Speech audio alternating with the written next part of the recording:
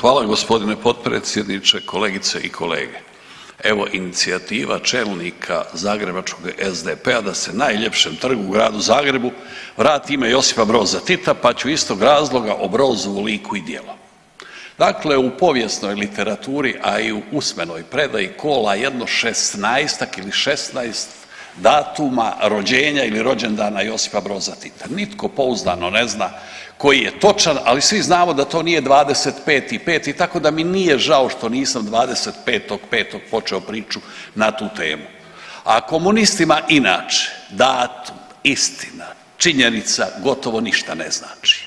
Pa zbog toga Josip Broz Tito uz ovih 16 datuma rođenja ima 15 datuma učlanjenja u komunističku. Njegova istinska biografija počinje kad kao 22-godišnjak sudjeluje u Prvom svjetskom ratu. I to kao član, kažu kroz povijest, ponajkvalitetnije hrvatske vojne postrojbe 42. domobranske vražije divizije, ratuje na prostoru Srbije. Srbi su skloni mitomaniji, pričama kojekakvim, ali ima dio ratništva na koji mogu biti ponosni, to je Prvi svjetski rat, kad su ostvarili nekoliko briljantnih pobjeda, Cer, Kolubara i tako dalje.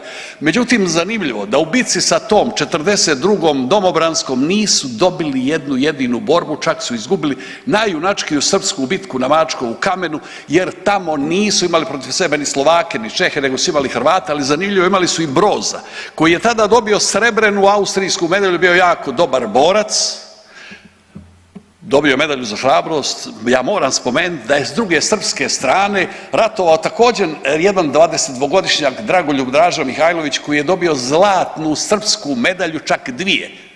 Draža je dobro branio Srbe, Broz je dobro ubijao Srbe, danas 70-80% ludih Srba više vole Broza nego Dražu, ali ja o voljenju neću previše.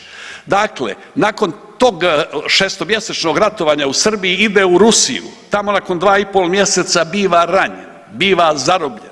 Provodi 5 godina u Rusiji. Zbog čega ja kažem da im datumi nisu bitni? Zašto Broz ima 15 datuma učlanjenja u Komunističku partiju Jugoslavije?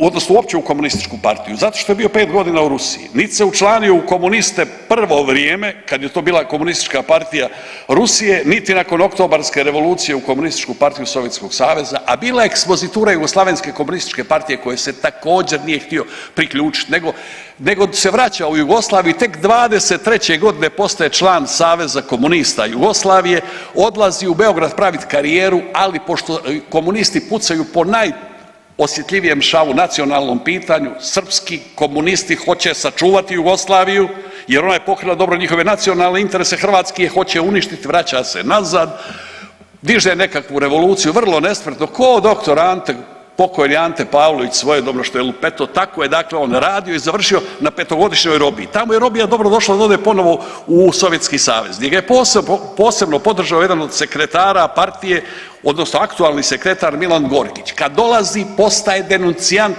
NKVD-a. Sve Jugoslavene koje je trebalo streljati u Moskvi, a Staljinovo pravilo je bilo ubijaj da ne bi ubili oni tebe, ove iz svoje blizine. Znači, nije čovjek morao ništa kriv biti, treba naći nekoga ko će optužiti za određenu krivicu. Jugoslavene tužio i sudio Broz. Svi su postreljani. Zanimljiva stvar se događa 1953. godine kad umire Staljin. Rehabilitirani svi Jugoslaveni koji su streljani u Sovjetskom savezu, ali ko će ih rehabilitirati u Jugoslaviji kad je sve optuženo, osuđeno, postreljano na temelju Brozove lažne dojave.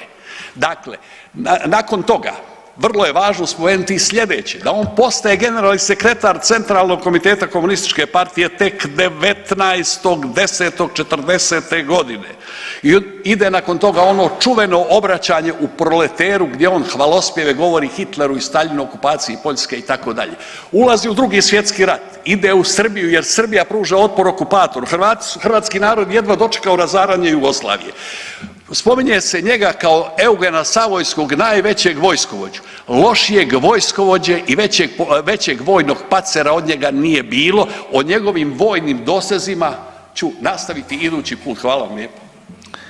U ime Kluba zastupnika Hrvatskog